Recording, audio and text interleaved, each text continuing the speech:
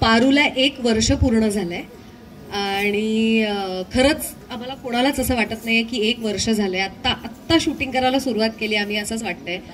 आणि गेलं वर्षभर आम्ही खूप उतार चढाव, खूप इकडे शूटिंग कर तिकडे शूटिंग कर, खूप पाऊस, खूप ऊन, खूप थंडी, हे सगळं बघितलं.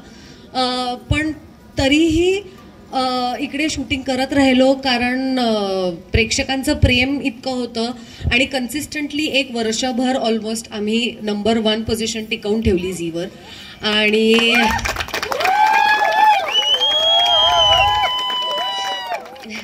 आय थिंक हे प्रेमामुळेच झालं. आम्ही मेहनत करत होतो पण ती मेहनत तुम्ही बघितली, तुम्ही ती रेकग्नाइज केली आणि तुम्ही आम्हाला तेवढं प्रेम दिलं म्हणून आम्हाला हे करता आलं. आणि म्हणून आम्ही अजून मेहनत करतो किंवा अजून चांगले एपिसोड्स देण्याचा प्रयत्न करतो.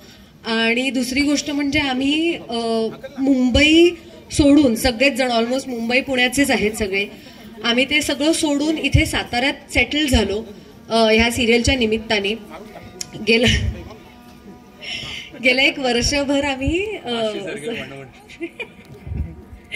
गेलं 1 वर्षभर आम्ही साताऱ्यात राहतोय आणि खरंच असं वाटलं होतं की आपलं घर सोडून आपण कसं इथे राहायचं. पण ह्या शहराने खरंच आम्हाला, मी काय म्हणते,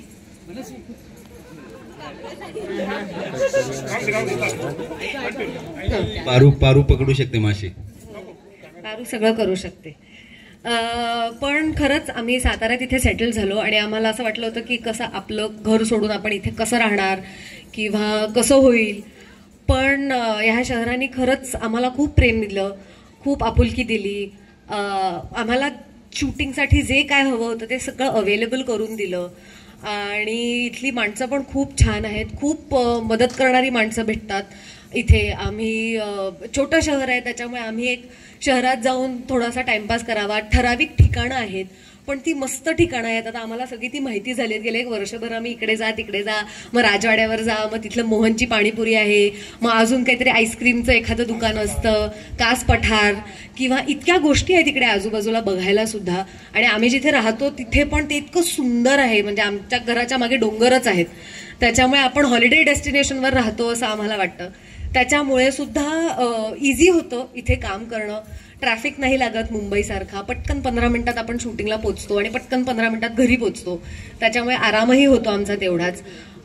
पण खरंच साताऱ्याने आम्हाला खूप मदत केली, खूप प्रेम दिलं आणि प्रेक्षकांचं पण प्रेम तेवढंच आहे. आणि मला असं वाटतं की आता पुढचं पारूनी बोलावं. सगळ्यात आधी प्रेक्षकांचे मला मनापासून आभार मानायचे आहेत की त्यांनी पारू या मालिकेवर आणि पारूवर भरभरून प्रेम केलं. तसंच प्रेम त्यांनी पुढे आयुष्यभर जितकी वर्ष पारू सिरियल सुरू आहे तितकी वर्ष त्यांनी करत राहावं. आणि त्यांच्या प्रेमामुळेच आज आम्ही इथपर्यंत पोहोचलो आहे. 1 वर्ष आम्हाला पूर्ण झाली आहेत. तर सगळ्या प्रेक्षकांचे मनापासून आभार. आणि खास करून मला अजून एक गोष्ट सांगावीशी वाटते इथे, ती म्हणजे पारूच्या संपूर्ण टीमची. आमचे दिग्दर्शक आहेत राजू सावंत सर, आमचे DOP सर आहेत गणेश कोकरे sir, Naresh Joshi sir. So यांचंही मला एक वेगळं कौतुक आहे कारण ते सुद्धा खूप मनापासून प्रत्येक गोष्ट करतात. आज आमचे सर आहेत त्यामुळे आमचं अख्खं युनिट होल्ड होतं चांगल्या प्रकारे. आणि मला सगळे टेक्निशियन्सचं, आमचे स्पॉट दादा, मेकअप आर्टिस्ट, हेअर आर्टिस्ट, आमचं प्रोडक्शन, सगळ्यांचंच खूप कौतुक वाटतं कारण की मुंबईपासून आम्ही साताऱ्यात इथे बाहेर आउटडोअर शूट करतोय. तर मला आत्ता असं फील व्हायला लागलं की आम्ही पाहुण्यासारखं आमच्या फॅमिलीला भेटतो आणि इथे येऊन मला माझी फॅमिली मिळते असं मला फील येतं. ते खरंच खूप एकोप्याने राहतात असं मला वाटतं.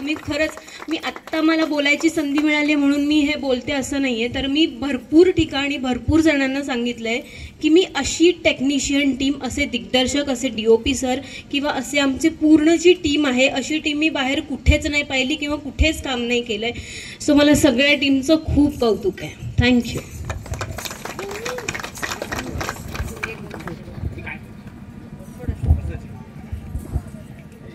प्रेक्षकांच्या मनापासून आभार, कारण ते बघत राहिले म्हणून आम्ही वर्षभर त्याच एनर्जीने काम करू शकलो आहे.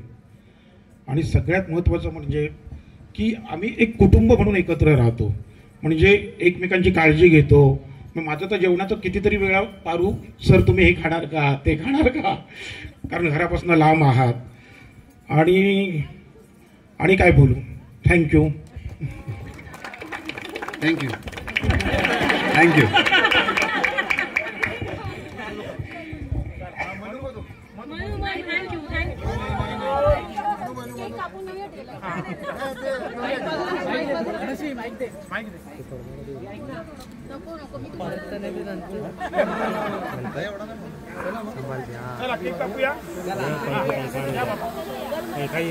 दादा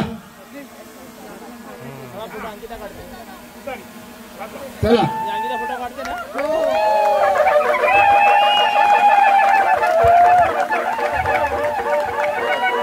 बजाव.